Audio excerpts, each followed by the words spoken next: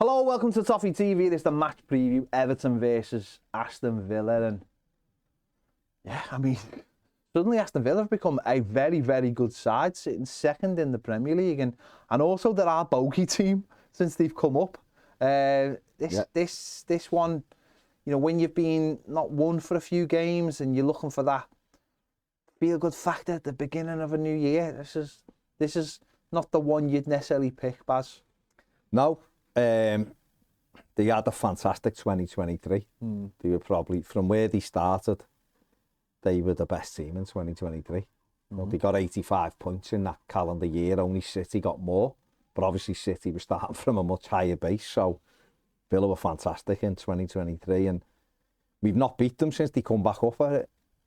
You know, which I think there's 9 games now, and they've won 7 of them. So this is a tough game. It has turned into a bogey side for us. I think the most played fixture, isn't it? But that being said, teams are there to be beaten, and they're not as good away as they're still decent. Don't get me wrong, but they're much better at home. Villa Park at the minute is playing win for Aston Villa, isn't it? They've won about 16 on the run or something mad. So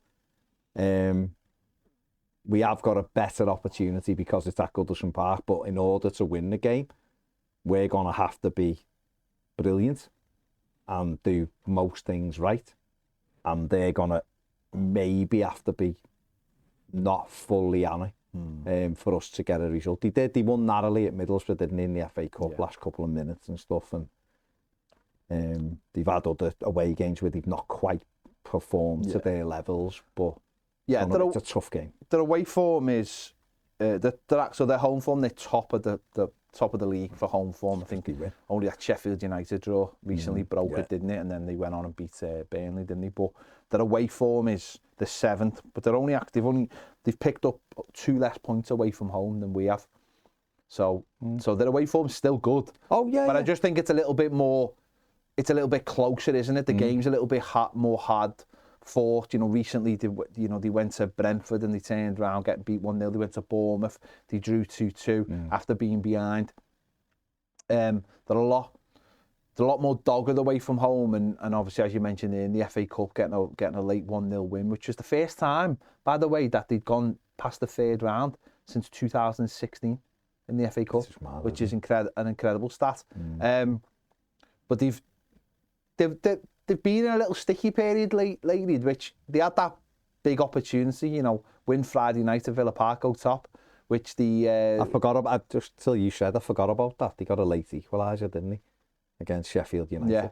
But away, they were 2-0 up at Old Trafford as well and lost, of course. Yeah. So they did have a sticky little period over Christmas, which even though they are second in the table, they could easily be top if they just, they just got 4 points from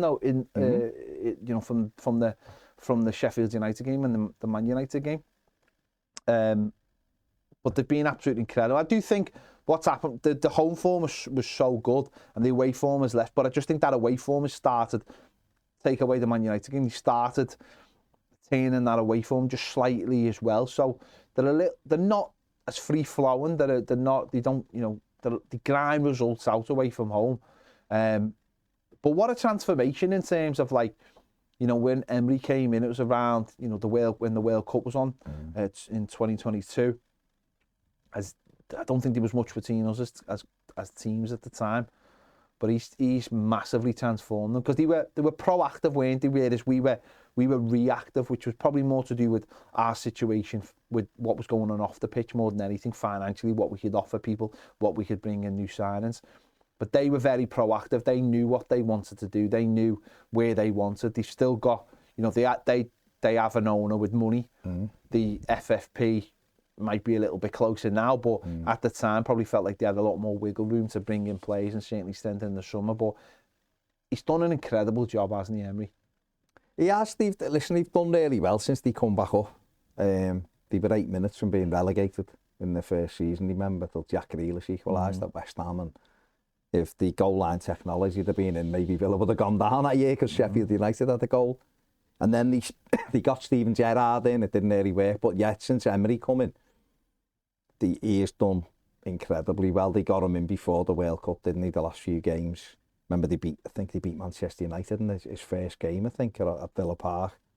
But even when Villa come to Goodison in February of last year, if Everton had won, I think there would have been 3 points between the two teams. And they come and beat us 2-0, didn't they? And they didn't seem to look back. They've been brilliant, like I've just said. Last year, 2023, they get 85 points in that calendar year is incredible with what they've got. They did have, you're looking at Everton around the time when they got Emery. They had a better side than us then. They have more attacking talent than we had. But he's done a brilliant job and to take them from where they were last season to where they are right now, because they're in a title race at the minute. They're a win off Liverpool who were top. And that is incredible for where they are. They are improving away from home, but like I said, I'd much rather face them at Goodison than Villa Park, and we did go and knock them out the Carabao Cup this season as well.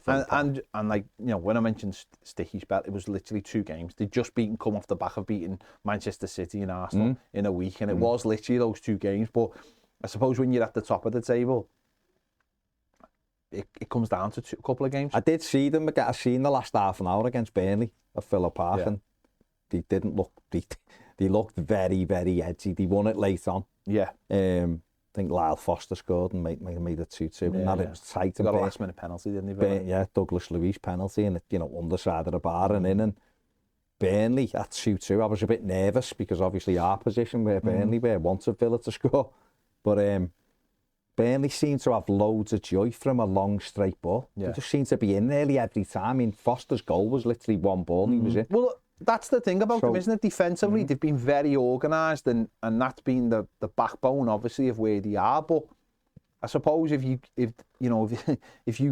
got joy and you haven't joy with that long ball, because that can be very, even though it's so obvious, it can be hard to defend at times. It's more in the play, I think, where they get the very organised. But a long straight ball, certainly, from the goalkeeper, with his accuracy to Dominic Calvert-Lewin, and if we do have the Corey back, making that runs, making the run off the knockdowns, that's maybe somewhere where we can hurt them. But they have a lot of energy, obviously, in the middle of the park, so that's going to be a big area of the game. And Ollie Watkins is obviously going to be, has been in tremendous form, not only for scoring, but also for assists. But let's have a little look at the stat pack for this game.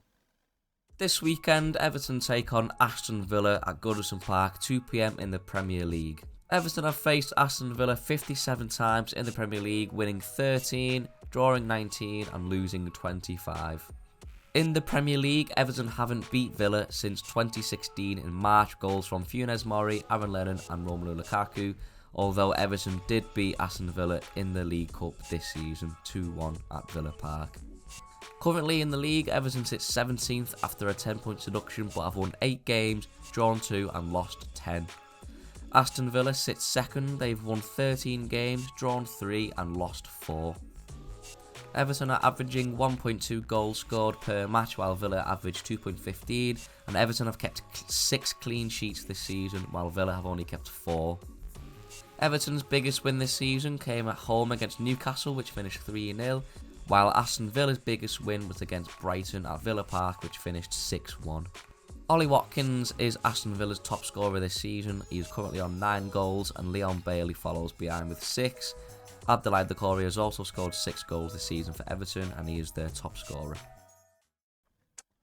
So there you go. There is the story of both sides. Let's have a little look at Villa's team from the last time out in the Premier League. They've got obviously Concha playing right back there, Carlos, Lenglet, Moreno, Luca Dean out, and he is missing again this weekend.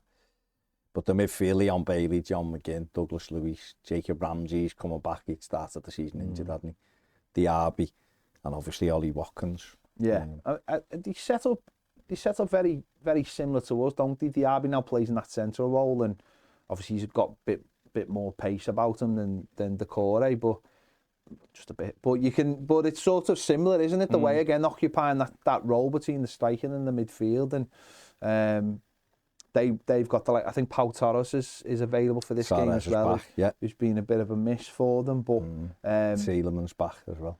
Yeah, leave it there.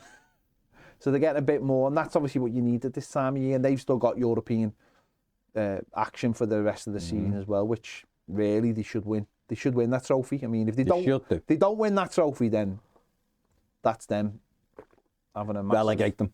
Well, yeah, I think No, so. they should. I think so. They should win it. They're the best side in that by far, and they've got the best manager in who's got history, he's got previous with European trophies. He knows how to win the European So they should definitely win that. The squad, the players they've got, yeah. But Ollie Watkins, let's have a little look at it. His numbers: games 20, goals 9, assists 8, XG of 9.08, and an XA of 2.79. So he's obviously he's a double danger, isn't he? And this is a player that, I mean, when they brought him in, looked a good player, but not quite the finished article. Gerrard couldn't get the best out of him, which meant that he nearly moved to Everton. Well, certainly it was something that could have happened. Yeah, it was mooted, wasn't it? Yeah. If fingers were pulled out of places. But he's gone up a level. I mean, with like John McGinn, I think, has gone up a level with Emery and has become a very combative midfielder, but with obviously with an eye for a goal and just he's gone up. But Ollie Watkins has gone up massively, hasn't he? And even though he's a different player than Dominic Calvert-Lewin, I think certainly in that England setup has become what Dominic Calvert-Lewin was, that backup striker to Harry Kane as we go into a Euros. Yeah, I mean, I don't know whether to like Villa or to be bitter about them. Yeah. Obviously, I do like Villa. They're similar club to us, the similar stature to us, the fans and everything. But they've got 4 players that could have played for Everton. We've heard Alan Stubbs, going on about he recommended John McGinn all those years ago when Everton didn't take the plunge. Moussa Diaby and Leon Bailey, people who watch this will know that I've banged on about them for years. And Ollie Watkins was Everton deciding to go all in on Anthony Gordon instead of doing the deal. And, Villa, Steven Gerrard wanted him gone. Everton, apparently had conversations with Villa. They were happy for him to go at that time because I think Gerrard had other ideas of who he wanted to bring in. And we may have ended up with Watkins. But since he stayed, he's been good for Villa. They took the gamble on him. He was at Brentford. They got him. Developed them a little bit, like you say. He was a bit raw at the start just because of the Premier League level. He's been brilliant in the Championship. And since Emery's come in, he's been brilliant and he fully deserved to be in the England squad. Fantastic again this season. Great movement, energy, works hard. We seen him, was it the first season Villa were back when he nicked the ball off Holgate, was it? And ran through and slotted. And I think El Ghazi got the winner in that one in COVID or whatever it was. And he's been a bit of a pain in the arse to us since then. And good player, very, very good player. I think, didn't he break the record for Villa as well, scoring in consecutive Premier League games at Goodison last year when he got the pen? I think it was like 6 games on the run or something. So he is a handful, he's a great player. But look at the team, they've got the threats from Diaby, they've got Bailey, like you said, they've got John McGinn. There's a lovely balance about them with Douglas Luiz in there as well. But they're not Manchester City. And what I mean by that is they're a very, very good side, but they can be got at. Everton will have to...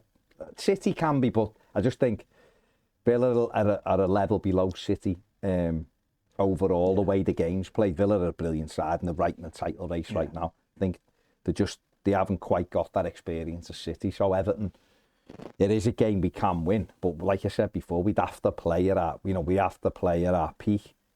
And we have to hope it feels like anyway, we have to hope they are just a little bit below what they normally are.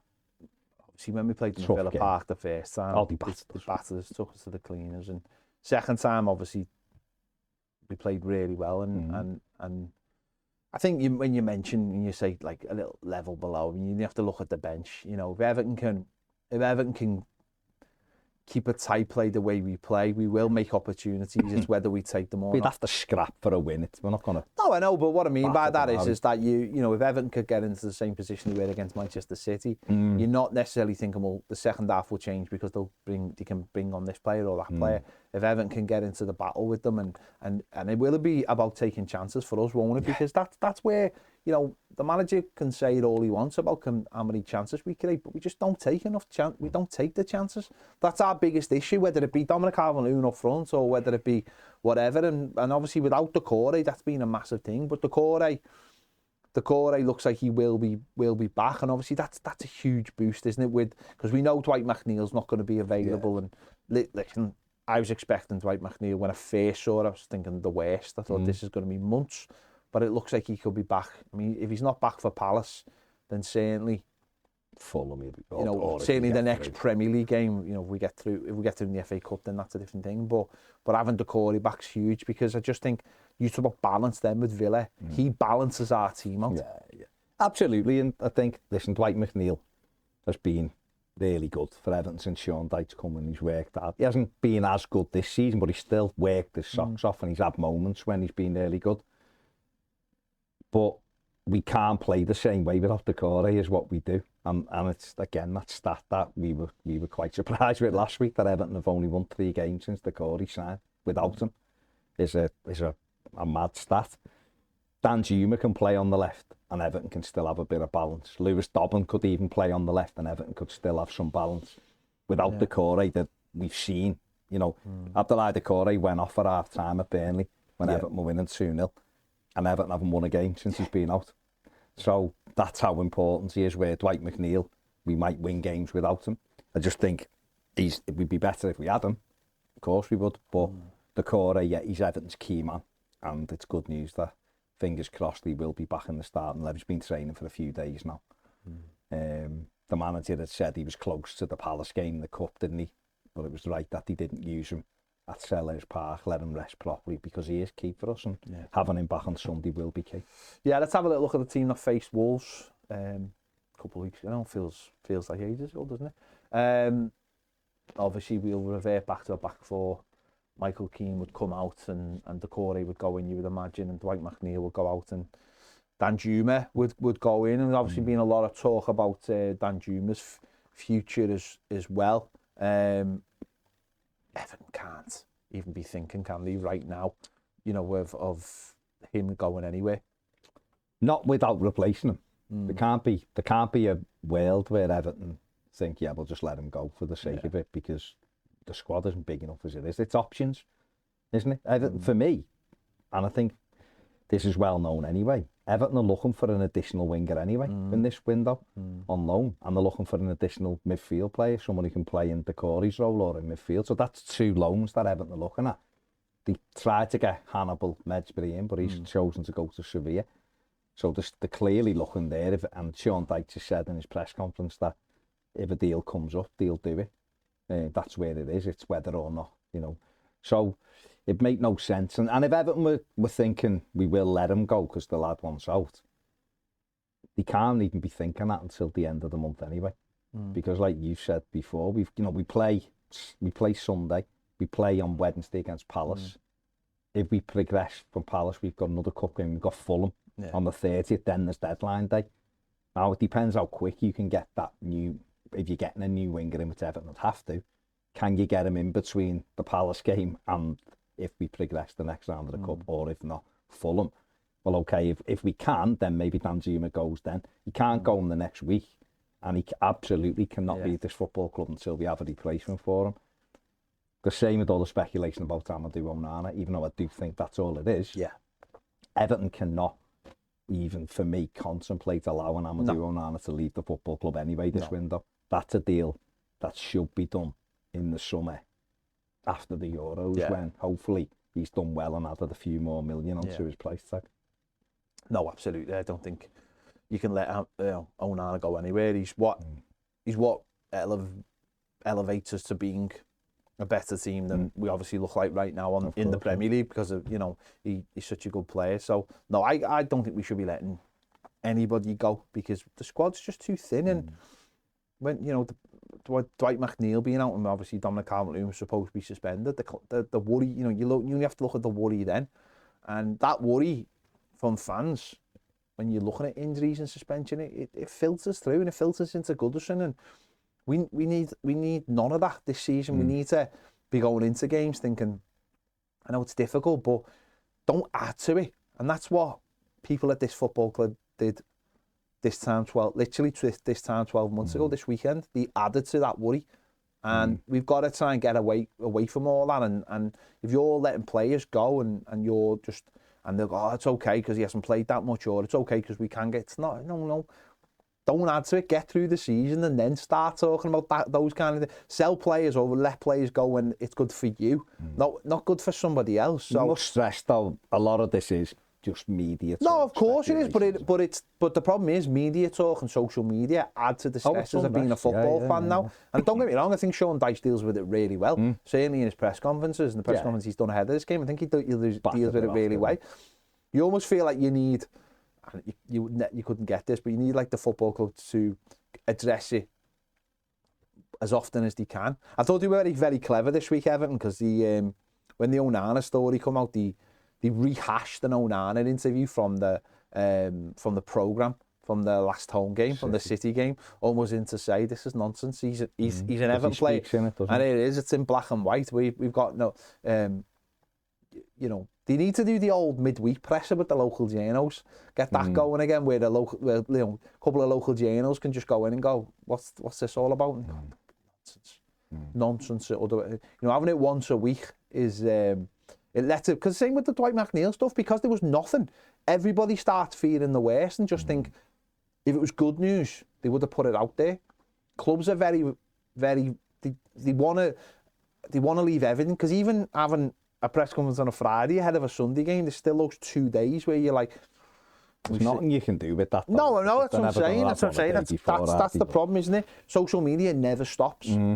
News channels never stop. I think years ago, you could get away with just the one, or having something in the week and whatever. People had just looked to the week news and then obviously the game news, whereas now people want stuff. But a manager would in them days pick up the phone to the local journalist and go, listen, it's not happening, this is fine, or he's fit or whatever. Now it's that constant chain, and no news is bad news, isn't it? Well, the minute someone puts something out, you're waiting for it to be disproved, so people then don't disprove it. You start worrying, going, why has no one said anything? And Sean Dyche might just be like, well, there was nothing to say. It's settling down every day. Like for Dwight McNeil, there was nothing to say. It's settling down every day, and I'll have a better idea on Friday of whether he's about. So me telling you on Monday it's not serious doesn't mean it. You know what I mean? But, and it goes around this constant. It goes around in circles as well, isn't it? People speculate and they said this and they said that, and the worry starts to build. There's a no-win sort of situation there, but certainly for Dyche, apart from the Arsenal win his first game, he's not got any kind of record against teams in the top, certainly in the top four. And as much as some at times it's easy to say, oh, you were playing this team, we could do with winning a couple of games, couldn't we, against top four, top six opposition, just to, just again, it's that pressure. You win one of these big games, people are like, oh, you can beat these and beat that. I know we've beaten obviously Chelsea and Newcastle recently, and that did help that feeling. But to take a scalp of a team who are in the certainly was second as we talk right now, it would help the situation. Yeah, I mean, if you want to have a criticism of Sean Dyche's time at Everton coming up to a year, it's he hasn't won enough home games. It's as simple as that. Sorted the away form out brilliantly and deserved credit for that. At home, not so much yet. And I think we've played 9 teams who have been in the top 6, and we've lost 8 of them, apart from beating Arsenal. Yeah. We started the day in the top 6. So yeah, a win against a team like Villa gives, not only helps us as a fan base and we're more relaxed, it also gives that belief to self-fulfilling prophecy for the team that you can beat anyone. You beat Aston Villa. The next time a big team turns up, we go, we can beat anyone here. We beat Villa. We were a good side. I know Chelsea and Newcastle have had a good, on a good run and all that, but they were outside the top 6. They're still not, you beat Newcastle. Yeah. Chelsea is the name rather than the team. And that's something we spoke about at the time. Play the team, not the name. And we did beat them, but that day we hadn't had the 10 points, we'd started the game above them anyway. Yeah. So we did kind of what you would hope to do. This is a different prospect, obviously. This is a Villa team in great form, but if Everton could get past them, Because other teams get, you know, Wolves beat Manchester City at Molineux. Wolves were like near the, you know, Forest beat Forest Villa. have had, you know, beat Aston Villa, and Villa were good. Well, Villa were all right that day. Yeah, they they were. dominated the game. They weren't as fluent as what they have been. Forest took the opportunities when they come along. And if Everton win this one, I imagine that's exactly what we'll have to do. Because we do generally rather, make a lot of opportunities in games. We're just wasteful in front of goals, so we'll have to be clinical. And I also think the other side of that is like the mental side of it, isn't it? It's like Aston Villa having a great season, but you don't regard them as a top 4 team as such. So Not yet. no, that's what I'm saying. I'm not paying, you know, they're doing amazingly. But what I mean, that mental thing is, it was like when Moyes used to be able to beat Man City all the time, even though they were flying. It was like, yeah, but it's Man City. Yeah, but it's Man City. There's no previous. There's no, yeah, and I think it could be the same with Villa. It's like, just get. What's the only caveat to that is the RR bogey side, aren't they? That is the issue. And they've won they've won 3 on the run at Goodison, which is as many as they'd won in. I'm trying to pick up mental bright spots here. No, but you're right. But what I'm saying is they've won 3 on the run at Goodison, which was as many as they'd won in the previous 19. So it shows you. But when they've won a couple of those games, they weren't flying. They just come to Goodison and won. So what we've got to do now is we've got to step up, use the home advantage at Goodison and beat them. Yeah. Why not? It's a tough game, and like I keep saying, we're going to have to be on it. Just dig it out. But grind the results out, get the win. They're still going to have a good season. We get the win. We need the points more than them at the moment. Yeah, they don't need this win. No, they'll get these points back. Yeah. They're going to win most of their home games. Yeah. They're flying. They can afford. It's just after Christmas. Give us a New Year present. You've got that. Just give us that. You'll have your confidence. Listen, we'll be wanting you to win the Conference League. Give us the 3 points, and we'll back you in that. Now we're gonna have to play really well to win the game, but it's a home game, and we're now into what I would describe now as like the zone where we have to start winning these home games now. We really do. We've won 3 home games all season. It's just not acceptable, and now we have to start getting these results. And we lost 3 home games to teams we should have beaten, not only because I'd look at them and go, we're better than Fulham, Wolves and Luton. I would expect going into the games. On the day, we were better than all 3 of them, and we lost the game as well. So I think it's about time we had a good little bit of karma, and we got a couple of lucky results starting on Sunday. Yeah. There you go. Let us know your thoughts. Have I convinced you? Have I made you feel a bit better? No. Okay. 7. Let us know your thoughts in the comments on this one. Very difficult game, tricky game. But yeah, it's at home, so let's have a go. So let us know.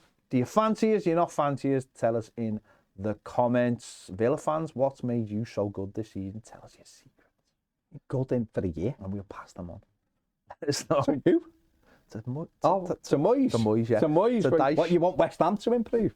They're already doing all right. Let us know. The link is in the description. Join us over on Toffee TV Premiere for daily live videos, exclusive videos, and no adverts. Guaranteed. Link in the description. QR code's coming up now. See you later.